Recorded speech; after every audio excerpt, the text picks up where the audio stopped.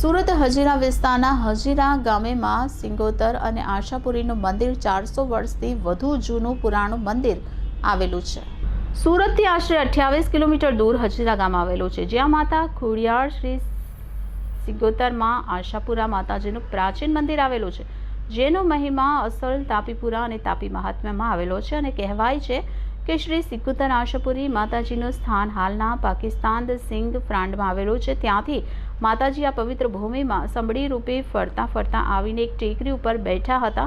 ત્યારે એ સમયમાં વાહન વ્યવહાર ફક્ત વાહનો જ હતા। અહીં વેપારીઓ પરદેશ મહાન લઈને જતા અને આવતા હતા। ત્યારે કેટલાક લૂંટારોએ વહાણ લૂંટી લેતા હતા, તો માતાજીના કેટલાક પરમ ભક્ત હતા। વહાણથી આવતા જતા ભક્તો સિંગોતર આશાપુરી માતાજીને વહાણવટી માતા તરીકે ઓળખતા હતા। એમણે માતાજીને ઓળખી લીધા અને માતાજીને પ્રાર્થના કરી કે માતાજી, અમને લૂંટાઈ જતા બચાવો, તમે અહીં સ્થાયી થઈ અમારું રક્ષણ કરો। એવી પ્રાર્થના સાંભળી માતાજી આ સ્થાનક પર બેસી દરિયા ખેડૂતોનું રક્ષણ કરતા બેઠા છે અને કહેવાય છે કે 100 વર્ષના મોરબી શહેરમાં મોટી સનમનો ભક્ત વાણિયો જવા સુમાત્રા કમાવા માટે જતો હતો।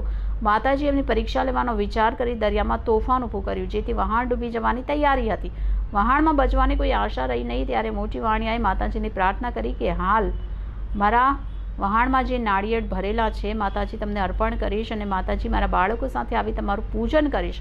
તેથી માતાજીને પ્રસન્ન થઈ તો પણ સમાવી દીધું। માતાજીએ ત્રિશુનહીના દરિયા કિનારે વહાણ લાવીને મૂકી દીધું। મોટી શાહ અહીં આવીને માતાજીને નાળિયેર પણ કરી સપરિવાર દર્શન કરે છે અને અહીં માતાજીની મંડીની સ્થાપના કરે છે। મોટી શાહને બાળકો ન હતા, માતાજી પ્રાર્થના કરે છે માતાજી અમને પુત્ર આપે।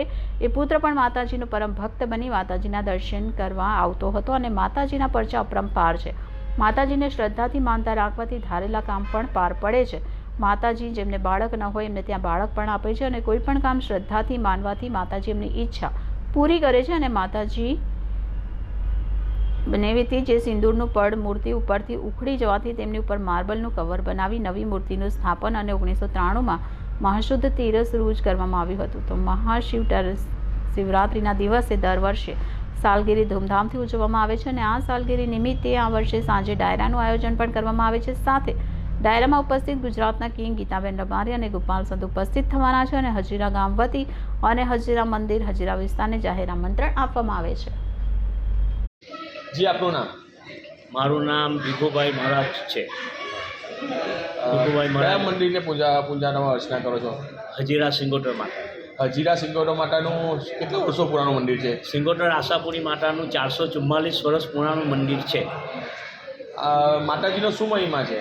અમારી સિંગોટર આશાપુરી માતાજીનો એવો મહિમા છે કે આ માતાજી સમરી રૂપે અહીંયા ગાડી આવેલા। પહેલાં અસલ બેટ હતું અને 444 વર્ષ પુરાણું મંદિર છે અને આશાપુરીમાં સિંગોટર માતા સાક્ષાત બિરાજમાન છે।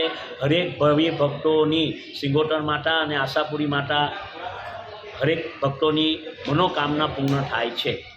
આશરે કેટલા વર્ષોથી માતાજીની સાલગીરી ઉજવણી કરવામાં આવે છે? આજે 32 વર્ષની આ સાલગીરી છે અને સાલગીરી સિંગોટર આશાપુરી માતાજીની ધૂમધામથી ઉજવવામાં આવે છે અને અહીંયા ગાડી નોરતા બી ધૂમધામથી ઉજવવામાં આવે છે અને દિવાળીની અંદર બી ધૂમધામથી ઉજવવામાં। અહીંયા સિંગોટર આશાપુરી માતાના હરેક જે તહેવારો આવે છે તે ધૂમધામથી ઉજવવામાં આવે છે અને રાધે કૃષ્ણ ખૂબ ખરા પગે ઊભું રહીને તન મન ધનથી સિંગોટર આશાપુરી માતાજીની સેવા કરે છે। રાત્રિ દરમિયાન કલાકારો આજે કંઈ રાત્રિ દરમિયાન પ્રોગ્રામ રાખ્યો છે? હા, ગીતાબેન રબારીનો પ્રોગ્રામ રાખવામાં આવ્યો છે, ભવ્ય આયોજન છે। જી, આપનું નામ? મારું નામ છે હિતેશ જસવંતભાઈ પટેલ, હજીરા ગામનો વતની છું અને અહીંયા માતાજીની 32મી સાલગીરી ઉજવાઈ રહી છે અને તમામ અમારું રાધે કૃષ્ણ ગ્રુપ આ કામમાં જોડાઈ ગયા છે અને લગભગ 70થી 80 હજાર ભક્તો માટે અહીંયા સાલગીરીનું મહાપ્રસાદીનું આયોજન કરવામાં આવે છે અને રાત્રે 9 કલાકે ભવ્ય લોકડાયરાનું આયોજન, જેમાં ગુજરાતના મહાન કલાકાર ગરબા ક્વીન ગીતાબેન રબારી, ગોપાલભાઈ સાધુ જેવા મહાન કલાકારો પધારશે। કેટલીમી સાલગીરી ઉજવણી કરવામાં આવે છે? તારીખ 10/2/2025ના દિવસે માતાજીની 32મી સાલગીરી ઉજવાશે ધામધૂમથી અને સવારે 8 કલાકથી સાંજે 4 કલાક સુધી માતાજીનો નવચંડી યજ્ઞ અને સવારે 11 કલાકથી સાંજે 6 કલાક સુધી માતાજીની મહાપ્રસાદી પર ચાલશે। લગભગ 70થી 80 હજાર ભક્તો માટે અહીંયા આયોજન કરવામાં આવ્યું છે। આજે કોઈ પ્રોગ્રામ આયોજન રાખવામાં આવ્યું? આજે 8 તારીખ અને માતાજીનો રથયાત્રા નીકળશે, આખા હજીરા ગામમાં પ્રદક્ષિણા કરશે અને પાછા માતાજીના મંદિરે પધારશે।